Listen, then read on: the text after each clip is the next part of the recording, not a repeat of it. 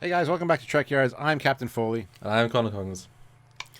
And I certainly hope you don't have allergies, because the episode we have today, you could be triggered by this. So we're talking about some more Discovery information, stuff we've seen already from episode 3 that we want to talk about specifically. So what are we talking about today, Samuel? Pretty interesting plot reveal. They said in the trailers a new way to fly, and boy was the internet a buzz with that. And most people said transwarp, and we said, of course it's not transwarp, that's really far in the future. What are you saying? Not any of us predicted the Spore drive. It's a Spore drive on the Magellan network, something like that. It's a mycelial network. So that's what this is. It's the new way to fly is a Spore drive based on organic material. Interesting reveal. We get actually a lot of information about it, including a visual demonstration. We talked about in our review, obviously, but this is the in-depth version. Yes. What did you think of this reveal and the premise of the technology, and I guess how it was revealed throughout the episode as well, with the black alert pre-bit and such? Well, I just want to point out, first of all, for all the people out there that are confused, because a lot of you are, this is not the only way that the ship is powered. There has to be a standard matter-antimatter warp drive system. Yeah. The room we saw was not main engineering. Nope. What did they refer to it as? Do you remember? It is engineering test bay alpha, so very specific so to the Spore drive. Yeah, you can assume there's different propulsion drives in effect on this ship, like test bay beta, and anyway, testing different ways to propel the ship.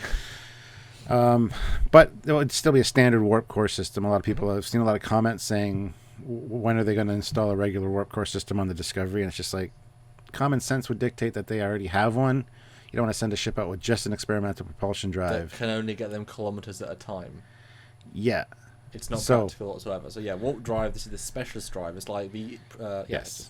It's like a Voyager equipped a transwarp drive, or slipstream. It's just a secondary thing they're testing. But what did you think about the premise of it? I'm not sure how I feel about the premise of it. I mean, it makes sense that it's the tendons and the muscles that hold the universe together, and it's on a quantum level, so you can go anywhere at any time, instantaneously almost. It's interesting, but it's confusing at the same time. So yeah, that's where I sit. Yeah, I was when I watched it, I just took it as another Star Trek concept. Because if you look at it as the grand scheme, you have the Iconians' instant gateway technology, which they conquered, the galaxy with, in essence. Troops just appear randomly out of nowhere and took over. You have, in Voyager, they have a planet that generates such a powerful field that it can transport someone across to a different quadrant. You have the Ball Transwarp network. You can cross the entire galaxy in minutes. You have Slipstream, same thing. These sorts of travels do exist, and it's nothing new. And so I took it as, it's just, as he said, another way to fly. So I was kind of surprised at the uproar of the fans, and my dad as well was very much like, it's just stupid. And I'm like, well, it's unusual, for sure. Yeah. But please react to that, because I've got more to say. But I was just going to say, so do you think it ties in with the whole planet-to-planet beaming we see in JJ Trek? Maybe they can't do it quite as good as the Discovery expected, but they did learn some things. And even when the JJ Prize goes to warp, it leaves that pixie fairy dust behind it. Could that be that those are the spores? Wrong. And that's why they can get from Earth to Kronos in hours? Could that be that this is just future technology? That was the future of this. I know. Everyone has Spore drives in the future. Stuart, wrong IP, wrong universe. Sorry, wrong timeline. That was transwarp beaming as well. But I like that with the JJ Prize. That would be interesting. We've said how the universe seems small. Now if it uses Spore drive. Exactly. And punch it. And punch it just means punch the Spore generator, and then it all explodes. Yeah, punch the spore, the spore, and then all the spores, and then you can. Yeah, that's how it works. Oh goodness. I just saw parallels here to specifically to, if you recall, in Voyager, again controversial episode, but very very good episode, the Equinox special. The Equinox, a short-range science vessel, not designed for what they did, and yet it managed to keep up with Voyager and actually get basically further than Voyager in less time. Well, it's like more time, I guess, because it was taken earlier. Because of less warp drive, but they managed to accidentally and then deliberately kill these trans-dimensional beings, which their biomatter would infuse warp drive into infinitely faster than what they could go. And they, I think it was beyond like warp. I think it was beyond conventional warp. It was because it was like more than warp 9 something. It was very fast. It wasn't like transwarp, but it was fast. And it was sustainable. So there is precedent for biological material when it comes to speed, and the Traveller managed to let a ship go to warp 10 and beyond by using mind power. So maybe he was tapping into the threads of the universe. Maybe he's the Spore creature this is all based on. But to be fair, Well, as Stamets explained, it's all on the quantum level. Yeah. Once you get down to the quantum level, everything's essentially particles, atoms. Yeah. the same. It's what you need to. So why not be able to go down to the quantum level and actually access things like there's such. You probably heard of quantum entanglement, which means an object that's here and an object that's in another galaxy can instantaneously receive the same information instantaneously. There's no time delay. So get down to the quantum level. Why not be able to use that technology to move your ships? I mean, that's the basic premise of it. It makes sense, and I don't have a problem with it, but it just, the explanations kind of confuse the crap out of me because I'm not a quantum mechanics physicist, scientist, rocket man. Yeah, I liked how sciencey it was, the concept, but without being technobabbly. Yeah, it was more biobabbly. Yeah. I mean, okay, so another example in Stargate is the wormhole drive. Now, a wormhole is a naturally forming thing. We've seen it faster as well. It can create 2 points far away. It creates a tunnel, but because you're bending space, there is no real distance. Therefore, it's very quick travel. So I would have preferred wormhole drive because it's a very easy concept to explain. The idea of a spore which lets you tap into the lower fundamentals of the universe, and when you trigger it, it lets the ship alter its location based on this network. Now, does it travel along the network? It's only, he said 1.3, you can go back and forth in the Beta Quadrant, 90 light years of 1.3 seconds. So they're not really traveling. I mean, 1.3 seconds is not really traveling. It's basically instant at that point. So does it disappear into this realm of matter and energy and then travel? I mean, warp, slipstream, transwarp are all different levels of subspace. They're going to a different dimension of space whereby, you can accelerate. It lets you go faster in real time because you're not traveling in normal space. So does this mean the ship demolecularizes down to like a transporter in a sense? It demolecularizes down to a base level. I mean, I don't know how they'll visualize that, because if you're saying everything is just this basic thing, if it's just another level of subspace, that's fine. But then you're inventing this another level, which is even more amazingly fast. And if they know about it for this long, it shouldn't be that difficult to tap into it. If it's just another level of subspace, whereas if you're having to demolecularize yourself and is it more like a BSG jump drive where it's more like, like what the hell's happening there? Like, what the hell does a BSG jump drive do? I don't know. Just transports you.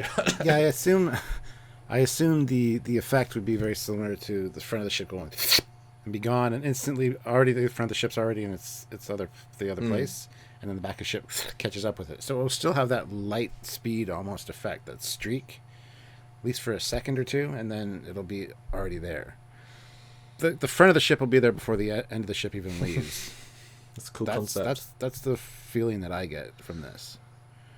Yeah, I see it more as because it's so instant, and because it's not like it wouldn't need to go fast to enter anything. I mean, you don't need to warp anyway, probably. But I would expect it more to like phase, and it phases out, because it's such a dramatic distance. I mean, 1.3 seconds, 90 light years. Well, isn't it 90,000 for Voyager? Or is that 70,000? That's 70,000, isn't it? 70,000, yeah. Okay, so 90,000 light years, which is 20,000 more than Voyager. You add three noughts. 1.3 seconds becomes 13,000 seconds, which is not very many minutes or hours. So you could travel the entire Delta Quadrant route plus an extra fifth in less than an hour, or more than, whatever 1,300 seconds is, which is, a bit. So that translates to basically about 3.6 hours to travel 90,000 light years. Light years. Which is interesting. And so see, in that instance, my view of it materializing before the end's even done doesn't work.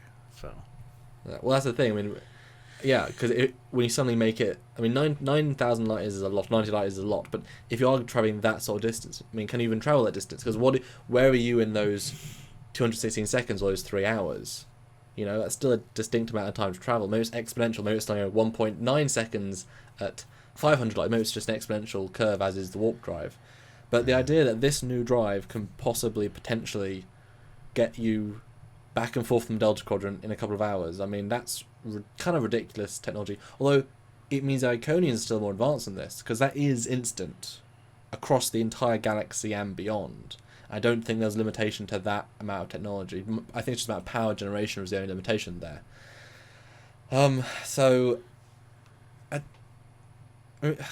Again, it brings the other question. It must have gone horribly, horribly wrong for Earth to abandon it, because that potential is ridiculous. It basically makes the galaxy... It basically is an intergalactic exploration drive at that point. Because if you can travel across the entire galaxy in hours, you can travel to the next galaxy in a few more hours. That's wonderful. In terms of technology, brilliant. Let's do it.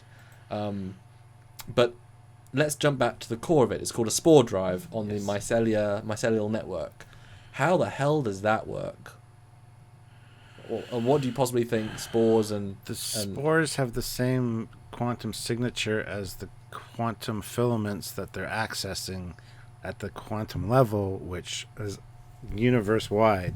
So they have to use the spores to tie in with that. This is how I'm reading it. I haven't written a scientific paper on it or anything. Or read anything. This is just what I'm thinking. The same quantum signatures as the quantum web, if you will, that's at the quantum level. They need the spores to tap into that, and then I don't know. I'm just spitballing here, trying to figure it out.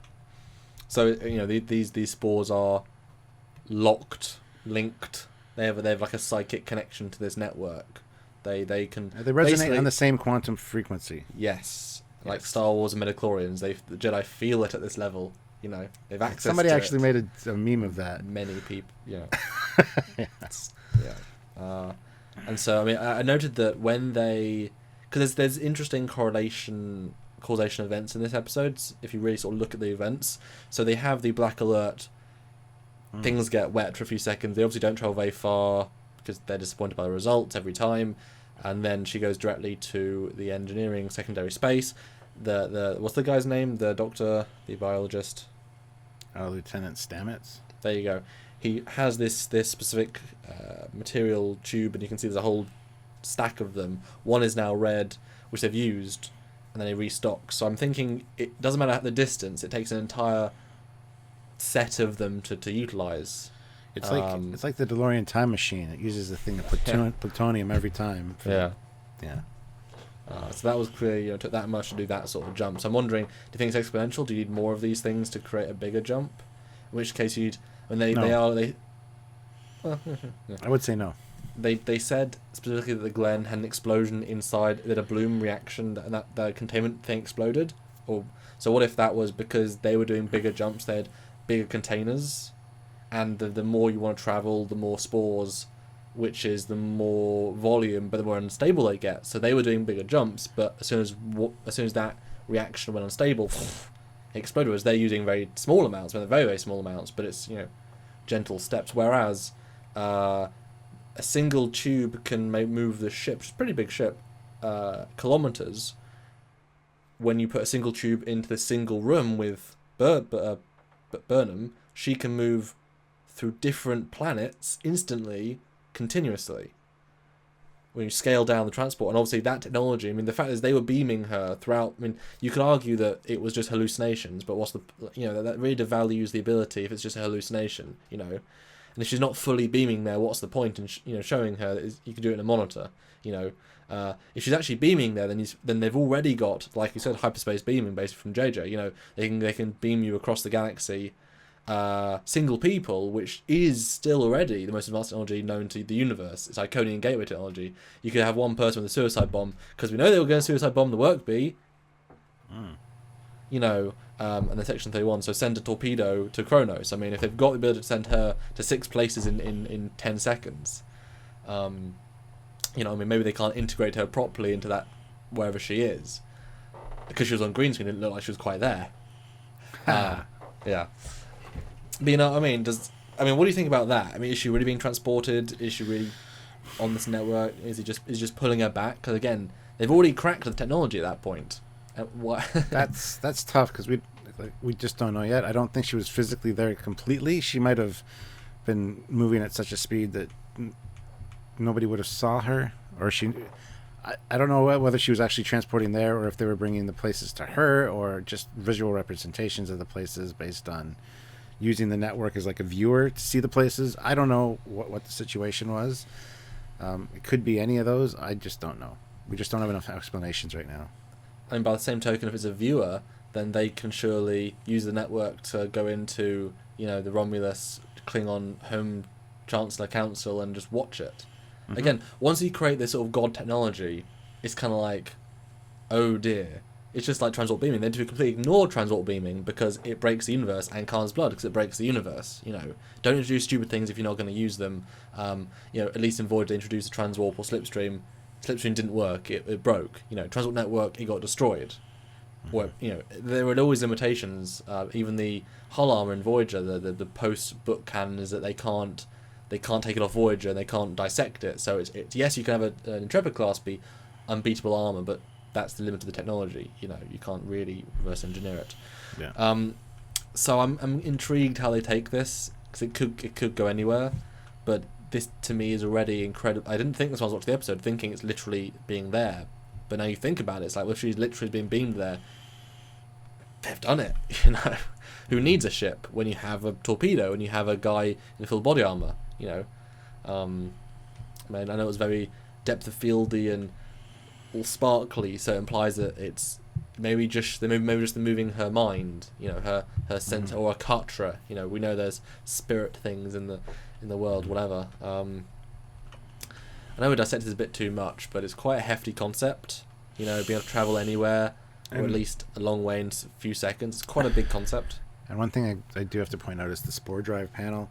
It does look like the rings on the ship actually rotate, because it's got different highlighted sections and different arrows pointing different directions, which looks very odd. If you look at some of the close-ups of the screen captures, you can see there's fixed points on the saucer, but yeah, they're obviously rotated, which means what? Does the whole ring rotate?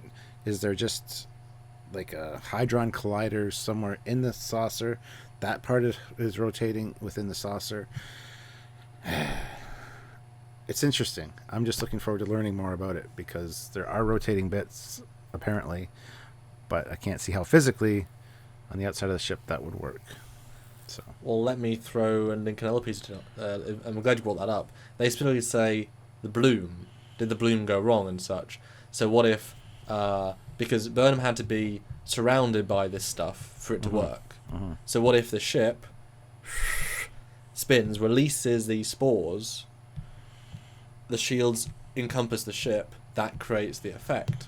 And so the bigger the bloom, the bigger the drive jump, whatever. And something went wrong because releasing particles, and that would explain, you can't just have little vents. You need to have this really intricate system to, whatever. It is the ship is designed around this concept. Especially if the ship is brand new, they've been working on for 12 years.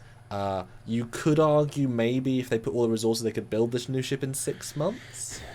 Could you argue? I mean, yeah. Is that conceptual? Especially Section 31, if that's the thing, if they put all the resources into it. If these ships are a couple of weeks old because obviously they've been doing experiments. Yeah. Could you finish it in that quicker time? Probably. Just. If you had enough work bees doing different segments, you probably could. Building, yes, but the whole development project, no. So it would have been development for quite a while before, but I think they could probably rush a build like that, yeah. Yeah, especially if it's just a standard ship, but with a specific bit, and I'm sure the bit might have been, you know, if it depends if the chap if the chap was doing it for 12 years, that's a long development cycle for anything. Yeah. I'm assuming like a good portion of that was just about the idea of it. But at what point did that guy, the scientist chap, say we could use teleportation?